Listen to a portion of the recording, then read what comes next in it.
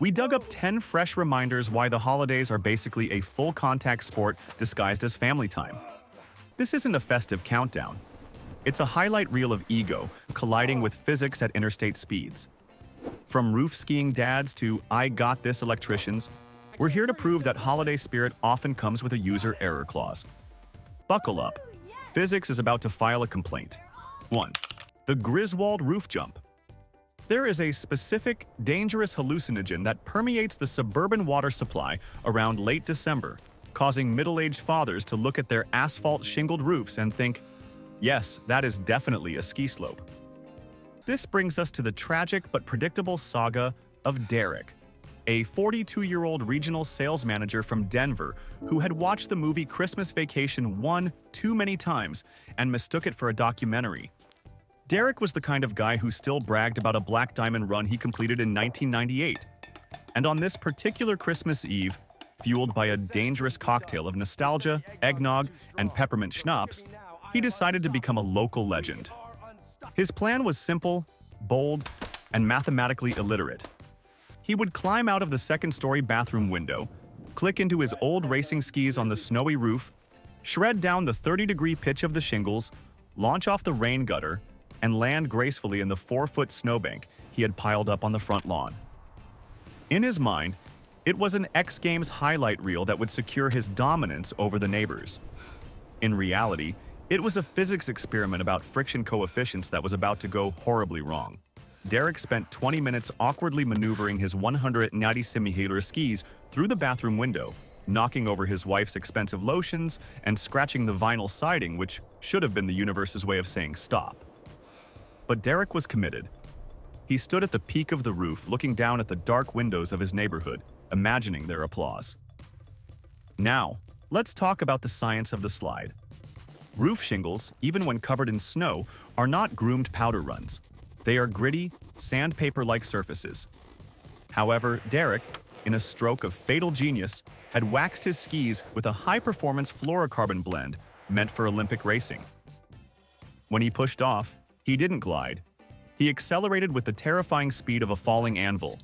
He hit the transition point at the gutter doing about 35 miles per hour. Here is where the calculation failed. Derek had estimated his trajectory based on a gentle toss. He had not accounted for the velocity generated by gravity on a steep incline. He didn't just reach the snowbank, he cleared it. He cleared the snowbank, he cleared the sidewalk, and he cleared the front hedge. Derek sailed through the crisp Christmas air like a majestic flannel-clad eagle, flailing his poles in a desperate attempt to swim through the atmosphere. Gravity, undeniably the harshest mistress of them all, brought him down not in the soft powder, but directly onto the frozen, solid concrete of his driveway. The sound was less whoosh and more crunch. He landed flat on his back, the back of his head meeting the pavement with zero shock absorption. The impact was instant and catastrophic, turning the lights out before his brain even registered that he had missed the landing zone. He was found the next morning by the paperboy, skis still locked to his boots, poles gripped in his cold hands, lying on the driveway like a discarded action figure. The police report noted that while Derek failed to stick the landing, he did succeed in becoming the only man in the county to die of a skiing accident at sea level, proving that while you can buy the gear, you cannot buy a basic understanding of parabolic arcs. 2. The Silent Night. Generator. The holiday season is often synonymous with warmth, light, and noise. But for Barry, a 55-year-old self-proclaimed prepper living in rural Minnesota, this Christmas was destined to be very, very quiet. A massive blizzard had rolled in on Christmas Eve, snapping power lines like twigs and plunging the entire county into icy darkness. Barry, a man who viewed government infrastructure with suspicion and owner's manuals with contempt, was prepared, or so he thought. He had sent his wife and kids to a hotel in the city before the roads closed, leaving him alone to guard the fort and ensure the presents didn't freeze. As the temperature inside the house dropped, Barry decided it was time to unleash his pride and joy, a 5,000-watt industrial gasoline generator. Now, any rational human being knows that combustion engines produce carbon monoxide, a gas that is colorless, odorless, and aggressively homicidal. The warning labels on the machine practically scream, "Do not use indoors," in bold red letters. But Barry looked outside at the howling wind and deep snow and thought, "I'm not running an extension cord through a cracked window. I'm not letting the precious heat out." In a stroke of lazy genius that would seal his fate, Barry dragged the heavy gas-guzzling machine inside, right into the center of his sunken living room. He reasoned that the house was big, the ceilings were high, and he would just crack a window in the kitchen down the hall. He fired up the engine. It roared to life, powering his space heaters, the Christmas tree lights, and crucially, his massive 4K television so he wouldn't miss the holiday football game. Barry settled into his recliner, basking in the warmth and the mechanical roar of the generator, feeling like the smartest man in the apocalypse. What Barry didn't understand is that carbon monoxide bonds to hemoglobin in the blood 200 times stronger than oxygen. It doesn't make you cough, it doesn't make you choke. It just gently turns off the lights in your brain. As the exhaust filled the room, displacing the oxygen, Barry didn't feel suffocated. He just felt pleasantly tired. Must be the stress of the storm, he likely thought, as his eyelids grew heavy. He drifted off into a nap during the second quarter of the game. He never woke up for the halftime show. The generator ran for another 4 hours until the tank went dry, filling the house with a lethal concentration of gas that would have killed a herd of elephants. When his family returned 2 days later after the roads were plowed, they found Barry peaceful in his chair, rosy-cheeked, a classic symptom of CO poisoning, looking for all the world like he was just resting his eyes. The TV was off, the lights were out, and the house was silent, save for the ticking of the cooling engine that had been the guest of honor at Barry's final, lonely party. He had successfully kept the pipes from freezing, but in exchange, he had permanently frozen himself. 3. The Mary Poppins Santa. We all have that one neighbor who treats Christmas decorating not as a festive tradition, but as an arms race to humiliate the rest of the block. Meet Keith, a 30-year-old day trader whose ego was as inflated as the decorations he purchased. Keith had just spent $600 on the crown jewel of his lawn display, a Mega Claus, a towering 20-foot-tall inflatable Santa that required a commercial-grade blower just to stay upright. It was a magnificent nylon monstrosity that dominated the cul-de-sac. However, Christmas Eve brought with it a fierce nor'easter, with wind gusts topping 50 miles per hour. While sensible neighbors were deflating their snowmen and reindeer to prevent damage, Keith watched from his window as his beloved Mega Claus began to strain against its tethers. The plastic stakes pulled loose from the frozen ground, and the giant Santa began to tumble across the lawn like a red and white tumbleweed. Panic set in. Keith wasn't about to let his investment blow into the next county. He grabbed a heavy-duty climbing rope and a carabiner and sprinted out into the storm, wearing nothing but his pajamas and slippers. He caught up to the Santa near the edge of his property, tackled the vinyl fabric, and managed to clip the rope to the heavy D-ring on Santa's belt. But here is where Keith made the decision that would earn him his Darwin Award. Instead of tying the other end of the rope to a tree, a fence post, or a car bumper, Keith, in a moment of adrenaline-fueled stupidity, clipped the carabiner directly to his own heavy leather belt. He essentially tethered himself to a 600-square-foot sail in the middle of a gale. He arrogantly thought his 180 pounds of body weight would act as an anchor. He was wrong. A massive gust of wind, channeled between the two houses, caught the inflatable Santa perfectly. The fabric snapped taut, filling with air instantly. The lift generated was tremendous. Keith didn't even have time to scream. He was yanked off his feet with the violence of a cartoon character, ascending rapidly into the dark sky. For a brief, terrifying moment, Keith was flying, dangling beneath the feet of a smiling plastic Saint Nick, suspended 20 feet in the air like a grotesque ornament. But gravity and turbulence are a chaotic duo. The wind shifted, the sail collapsed slightly, and Keith was dropped not onto the soft lawn but swung violently sideways. He slammed into the neighbor's wrought iron perimeter fence, the kind with the decorative, spear-like finials on top. The impact was gruesome and final. The neighbor found him an hour later, suspended on the fence, with the now deflated Santa draped over him like a shroud. Keith wanted to elevate the neighborhood's holiday spirit, and technically, he did achieve liftoff, but the landing was a dead stop. 4. The aerosol fire starter. There is a special smoky circle of hell reserved for people who believe that patience is a flaw, and that every problem can be solved with high explosives. And our next candidate, a 35-year-old impatience enthusiast named Kevin, bought a VIP ticket straight to the front row. It was Christmas morning, the family was gathering, and Kevin had one simple masculine job: create a roaring, crackling fire in the hearth to set the perfect festive mood for opening gifts. The problem was that Kevin, a man whose wilderness survival skills were limited to finding the remote control between the sofa cushions, had bought seasoned firewood from a guy in a rusted truck on the side of the highway. As it turns out, the wood was about as dry as a wet sponge at the bottom of the ocean. After 20 minutes of holding a butane lighter to a hissing, steaming log and achieving nothing but a room full of smoke and disappointment, Kevin's patience evaporated. He decided that the fire triangle, heat, fuel, oxygen, was boring and outdated, and what it really needed was a fourth, secret ingredient: chemical propulsion. He marched to the utility closet, bypassed the standard lighter fluid, and grabbed a large, industrial-sized can of aerosol hairspray, or perhaps WD-40. The brand matters less than the stupidity. Now, the warning labels on pressurized aerosol cans are very specific about keeping them away from open flames, usually printed in bold letters for the literacy challenged. But Kevin treated warning labels like terms of service agreements. He scrolled right past them. He knelt before the smoldering hearth, aimed the nozzle at the pathetic little flicker of flame he had managed to coax, and squeezed the trigger. For a split second, it looked like a victory. A satisfying jet of flamethrower-style fire roared to life, engulfing the wet logs. But Kevin, drunk on power and lacking a basic understanding of fluid dynamics, didn't stop.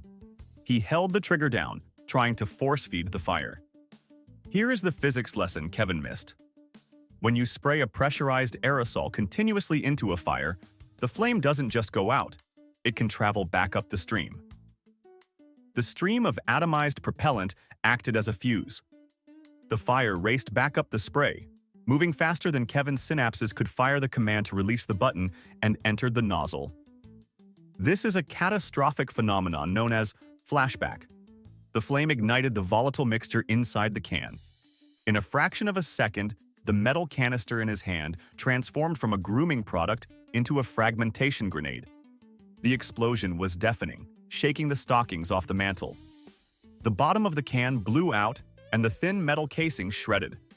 Shrapnel flew everywhere, but gravity and bad luck dictated the worst possible trajectory. A jagged, razor-sharp piece of the aluminum casing sliced directly into Kevin's neck, severing his carotid artery. He collapsed on the hearthrug, right in front of the unlit fire he was so desperate to start. The fire never did catch, but Kevin certainly did. He was found by his family seconds later. A tragic example of why patience is a virtue and why you should never bring a pressurized bomb to a firewood fight. 5. The heavy mantle. Christmas decorating is usually a harmless activity, involving nothing more dangerous than a paper cut, a tangle of lights, or a slight bruised ego.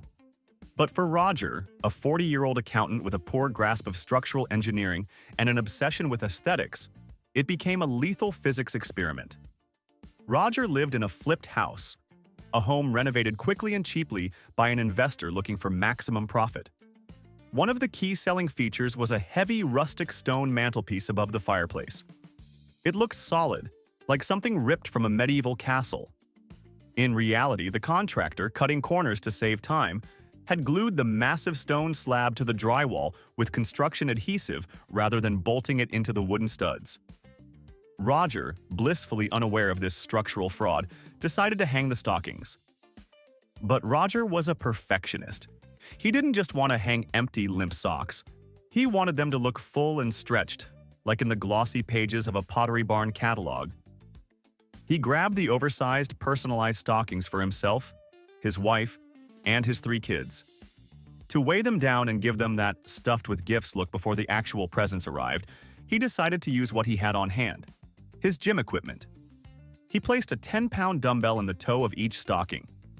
That's 50 pounds of dead weight hanging off the very front edge of a stone slab that was held up by glue and hope. The leverage, or torque, applied to the adhesive was immense. The mantel held for now. But Roger wasn't done. He decided the display needed visual balance, so he added a heavy, solid cast iron nutcracker to the center of the shelf.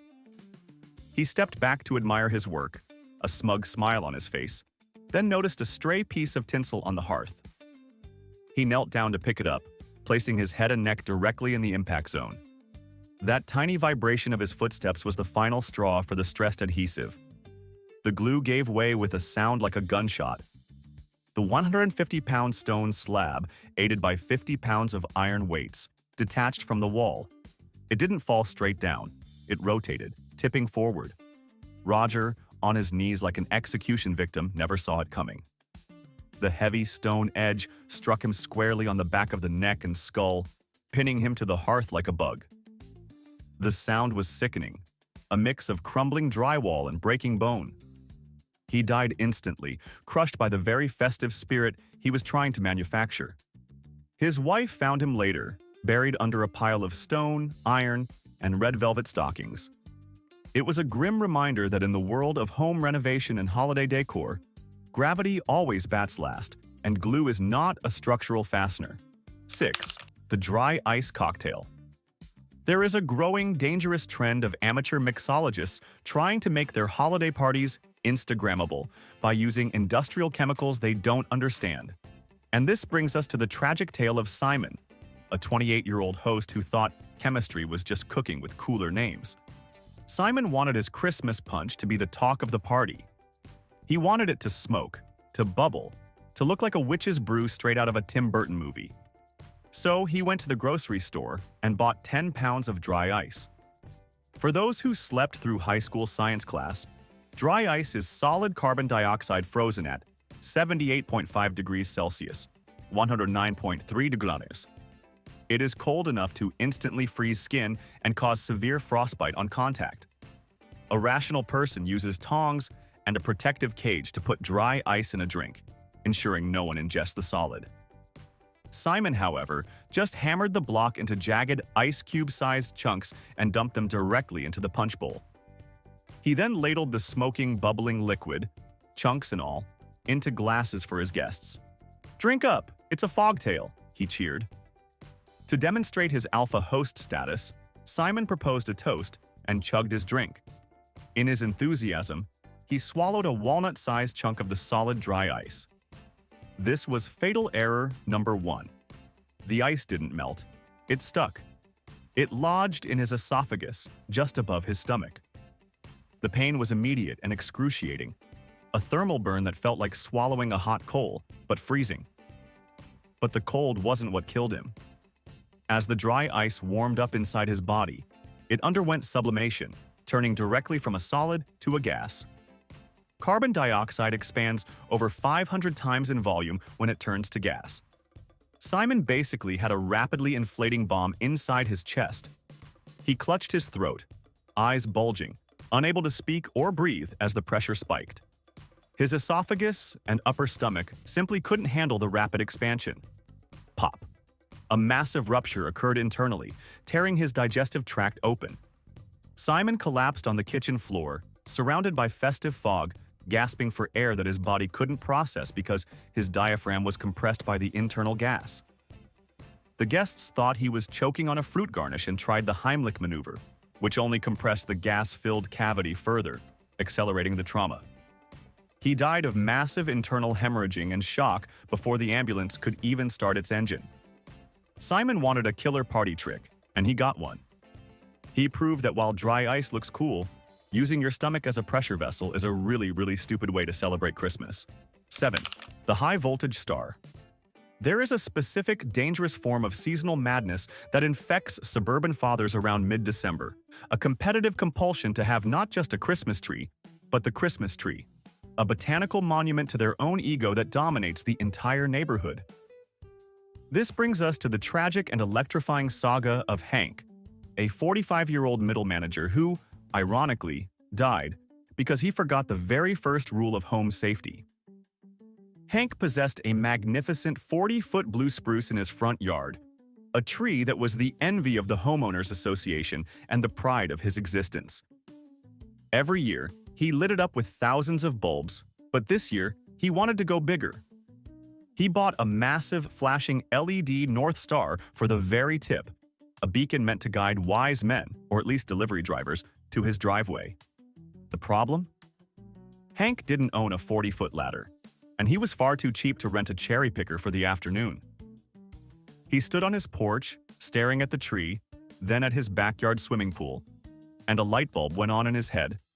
Unfortunately, it was the dimmest bulb in his mental chandelier. He grabbed his telescoping aluminum pool skimmer pole, which extended to a wobbly 20 feet. "Not long enough," he muttered to himself. So, he grabbed a second aluminum pole from the garage, duct-taped them together with enough silver adhesive to fix a hole in the International Space Station and attached the star to the end. He now wielded a 40-foot, highly conductive metal spear. It was late Christmas Eve, a wet snow was falling, and Hank marched out to the front yard like a festive gladiator entering the arena. He began to hoist the pole, aiming for the tip of the spruce. Now, here is the environmental hazard Hank ignored in his quest for decorative dominance. Running directly about 4 feet above the tip of his tree were the neighborhood's primary high-voltage distribution lines, carrying 14,400 volts of raw grid power. Hank was looking at the tree, at the star, and at his shoes. He was not looking at the sky. As he wrestled the heavy, unwieldy aluminum pole into position, fighting gravity and the wind, he leaned it back to get better leverage. The tip of the pole didn't even have to touch the wire. It just had to get close. At 14,400 volts, electricity doesn't need a handshake. It can jump a gap through the air. An arc of blue-white plasma, hot enough to melt sand into glass, leapt from the power line to the aluminum pole. Hank, standing in wet snow, wearing soggy leather boots, was the perfect ground connection. The current traveled down the pole at the speed of light. He didn't get shocked. He got processed by physics. The neighbors reported a sound like a cannon shot and a flash that momentarily blinded the entire block. The power for the whole neighborhood went out instantly, plunging Christmas Eve into total darkness. Hank was found, or rather, what was left of his smoking boots was found, still gripping the melted handle of the pool pole. He wanted to be the star of the neighborhood, and for a brief, blinding millisecond, he was technically the brightest object in the county. The coroner's report was a grim lesson in conductivity. Aluminum plus high voltage plus wet snow. A closed casket funeral. Hank died proving that while a man's reach should exceed his grasp, it should definitely not exceed the safety clearance of the municipal power company. 8. The frozen lake shortcut. Patience is generally considered a virtue, but for Brock, a 28-year-old truck enthusiast who defined his entire personality by the size of his lift kit and the loudness of his exhaust, patience was for people who drove hybrids. It was late afternoon on Christmas Eve, and Brock had just cut down the perfect timber-sized tree from a forest patch on the other side of the lake. He was late for his family's dinner, and the main two-lane road around the lake was clogged with holiday traffic and slowpoke tourists looking at lights. Brock looked at his dashboard GPS, which showed a solid line of red traffic, then looked at the frozen expanse of the lake. "It's been freezing for a week," he reasoned, tapping the steering wheel of his 3-ton, heavy-duty diesel pickup truck. "It'll hold. I've got all-terrain tires." This brings us to the concept of bearing capacity. Clear, solid blue ice needs to be at least 12 to 15 inches thick to safely support a medium-duty truck. The ice on Lake Winnipesaukee that day was maybe 6 inches of white, bubble-filled ice. Fine for a snowmobile, suicidal for a tank. Brock put his truck in 4-wheel drive, cranked up Grandma, got run over by a reindeer, and rolled onto the ice. He felt like a genius commercial driver, cutting a 45-minute trip down to 10. He was about halfway across, the shore lights twinkling festively in the distance, when physics decided to audit his decision. He didn't hear a crack. He felt a drop. The ice didn't slowly give way. It shattered under the front axle's immense weight like a pane of glass. The truck, being front-heavy due to the massive diesel engine, did a violent nosedive. In seconds, the hood was underwater, and the windshield was submerged in black, freezing water. Brock panicked. He tried to open the driver's side door. Here is the terrifying reality of sinking vehicles that movies get wrong. Water pressure. Even a few feet of water exerts thousands of pounds of pressure against the door surface. A human being, even one as gym-obsessed as Brock, cannot push it open. The electric system shorted out almost instantly as the water hit the battery, meaning the power windows wouldn't roll down. Brock was trapped in a sinking steel cage. As the truck tilted vertical and began its descent to the muddy bottom, the air pocket inside was his only lifeline, but it was rapidly disappearing. Brock spent his final Christmas Eve realizing that his heated leather seats, custom rims, and Hemi engine were now just heavy anchors in a coffin he had financed at 12% APR. He drowned in the dark, cold silence of the lake, just a mile from the warm dinner waiting for him. The rescue divers found him the next day, still buckled in, a grim reminder that all-terrain tires do not apply to liquid water, and that taking a shortcut across thin ice is actually the fastest route to the afterlife. 9. The samurai gift. There is a specific demographic of adult men who suffer from the delusion that possessing a weapon automatically grants them the skill to use it, a condition often exacerbated by holiday alcohol. Meet Kyle, a 30-year-old software developer who had spent way too much time watching anime and not enough time understanding human biology. On Christmas morning, his brother gave him the gift he had always wanted, a battle-ready replica katana. It was sharp, shiny, and dangerous. By 6 p.m., Kyle was 4 eggnogs and 2 scotches deep, and the boredom of the family gathering had set in. He wanted to demonstrate the blade's cutting power to his horrified family. He didn't have a bamboo mat or a proper cutting stand. He had a watermelon from the fruit basket. In a decision that defies every survival instinct evolved over millions of years, Kyle decided to perform the Fruit Ninja Challenge. He sat on the living room sofa, placed a small decorative throw pillow on his lap, put a wooden cutting board on the pillow, and balanced the watermelon on top. "Watch this," he slurred, eyes glazing over with unearned confidence. "I'm gonna slice it clean in half without touching the board." He stood up, unsheathed the sword, and assumed a stance he had learned entirely from a video game. He swung the sword downward with all his might. The steel was high quality. The watermelon offered zero resistance. The blade sliced through the melon like a laser. It sliced through the cutting board. It sliced through the pillow. And because momentum is a real thing that Kyle forgot to calculate, the blade continued its arc directly into Kyle's left thigh. The femoral artery is a major highway for blood, about the width of a finger, operating under high pressure. Kyle severed it completely. The scene went from festive party to a scene from Kill Bill in less than a second. The blood loss was catastrophic and immediate. Kyle looked down, confused that his leg was warm, and then collapsed back onto the sofa. A femoral bleed can cause unconsciousness in 90 seconds and death in minutes. Despite his family's frantic attempts to use a belt as a tourniquet and call 911, the damage was too severe and the cut too deep. Kyle bled out under the Christmas tree, surrounded by torn wrapping paper and a perfectly sliced watermelon. He died proving that a sword is not a toy, and that your own lap is historically the absolute worst possible place to put a chopping block. He wanted to be a samurai, and in a twisted way, he achieved it.